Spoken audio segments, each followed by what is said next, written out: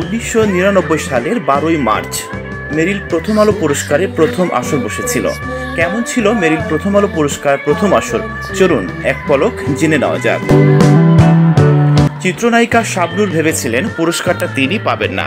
সেরা অভিনেত্রী হিসেবে সেই সময়ের আরেক ব্যস্ত নায়িকা পপিকে ঘিরে এফডিসিতে জোর চর্চা চলছিল। পপি পাচ্ছেন এমন গুজবও ছড়িয়ে পড়েছিল। তালিকায় ছিল মৌসুমীর নামও।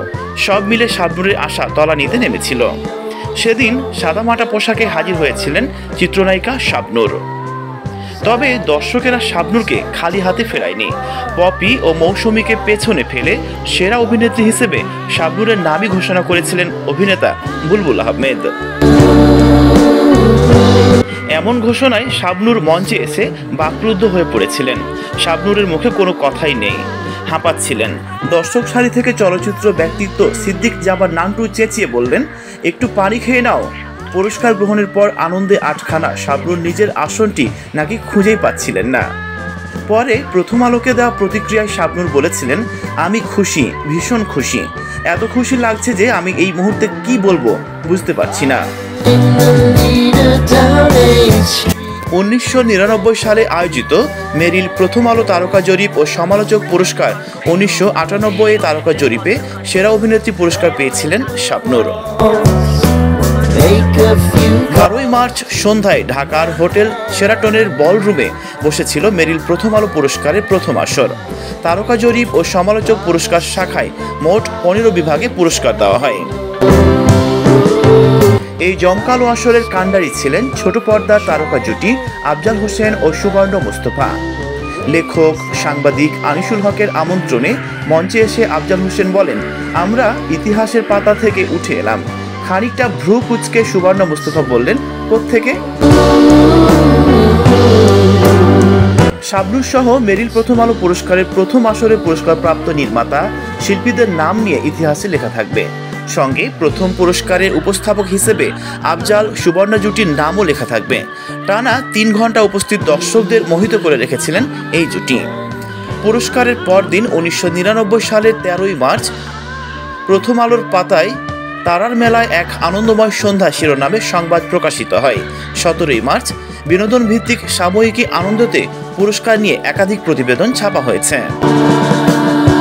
এসব প্রতিবেদন ঘেঁটে দেখা গেছে মান্না ও শাকিল খানকে পেছনে ফেলে তারকা জরিপে সেরা অভিনেতা পুরস্কার পান রিয়াজ। সুচন্দার হাত থেকে পুরস্কার নেওয়ার পর মাইক্রোফোন হাতে রিয়াজ বলেছিলেন, দর্শকের এত ভালোবাসা পাবো তা ধারণার অতীত ছিল। এটা শুধু পুরস্কার নয়, বাংলাদেশের মানুষের ভালোবাসা। এরপর সেরা গায়ক হিসেবে তপন চৌধুরীর নাম ঘোষণা করা হয়। নীলুফার ইয়াসমিনের হাত থেকে পুরস্কার নেন তপন চৌধুরী। সেরা গায়িকার পুরস্কার পেয়েছিলেন সাবিনা ইয়াসমিন। সাবিনা ইয়াসমিনের হাতে পুরস্কার তুলে দিয়ে সুবীর নন্দী বলেছিলেন, আশা করব প্রথম আলোর 35 থেকে 36 বছর পূর্তিতেও এমন আয়োজন করবে। পুরস্কার নিয়ে 2টি গান করে শুনিয়েছিলেন সাবিনা ইয়াসমিন ও তপন চৌধুরী।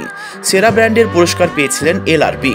লাকি আখন্দের হাত থেকে পুরস্কার নিয়ে হ্যাপি আখন্দ ও আজম খানকে পুরস্কার উৎসর্গ করেছেন আয়ুব বাচ্চু। সেই আসরে গানও শুনিয়েছিলেন রেনেসা ব্যান্ড। সেরা টেলিভিশন উপস্থাপকের পুরস্কার পেয়েছিলেন হানিফ সংকেত। টিভিতে জনপ্রিয় অভিনেতার পুরস্কার পেয়েছিলেন জাহিদ হাসান। সেই অনুষ্ঠানে টাই পরে এসেছিলেন এই অভিনেতা। তাকে দেখে উপস্থাপক আফজাল কবিতার ছন্দে বলেছিলেন, জাহিদের টাই দেখে বোঝা উচিত ছিল উনি পুরস্কার পেয়েছেন। তাই জাহিদ হাসানও কম যায় না। জবাবে বলেছিলেন, আনিসুল হক সুন্দর জামাকাপড় পরে আসতে বলেছিলেন তাই। জাহিদ হাসান পুরস্কার গ্রহণের পর মঞ্চে ডেকে নেওয়া হয় বিপাশা হায়াত ও তৌকির আহমেদকে। সেই অনুষ্ঠানে কিছুদিন আগেই বিয়ের ঘোষণা দিয়েছিলেন এই জুটি। হুমায়ুন ফরিদির কাছ থেকে বিটিভির সেরা অভিনেত্রী পুরস্কার নেন বিপাশা। এরপর মঞ্চে জাদু দেখান জুয়েলাইজ। এরপর সমালোচক পুরস্কার শাখায় সেরা অভিনেতা ও নাট্যকারের পুরস্কার জিতেছেন তারিক আনাম খান। পুরস্কার গ্রহণের পর তারিক আনাম বলেছিলেন, এটাই আমার বাংলাদেশের অস্কার। তারিক আনামকে সাই দিয়ে আফজাল হোসেন বলেন, অস্কার দরকার নেই, অর্থাৎ মেরিল প্রথম আলো আলোচক পুরস্কার অব্যাহত থাকুক, আমরা তাতেই অগ্রসর হব। তবে তখনও চমক বাকি ছিল। অনুষ্ঠানের শুরুতেই বলা হয়েছিল একটা চমক আছে। শেষভাগে চমক নিয়ে গিটার হাতে মঞ্চে এলেন পশ্চিমবঙ্গের গায়ক সুমন চট্টোপাধ্যায়, অর্থাৎ কবির সুমন। করতালিতে তাকে অভিবাদন জানালেন দর্শকেরা। প্রথমত আমি তোমাকে চাই গেয়ে আসরে ইতি টেনেছিলেন সুমন।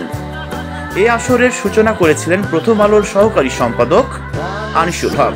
শুরুতে বক্তব্য রেখেছিলেন অধ্যাপক আব্দুল্লাহ আবু সাইদ, প্রথম আলো ব্যবস্থাপক মতিউর রহমান, স্কয়ার টয়লেট্রিজের ব্যবস্থাপনা পরিচালক অঞ্জন চৌধুরী পিন্টু। এই আসরে চলচ্চিত্র টিভির জনপ্রিয় তারকা, সঙ্গীত শিল্পী, নির্মাতা, মডেল সহ আরও অনেকেই আলো ছড়িয়েছেন।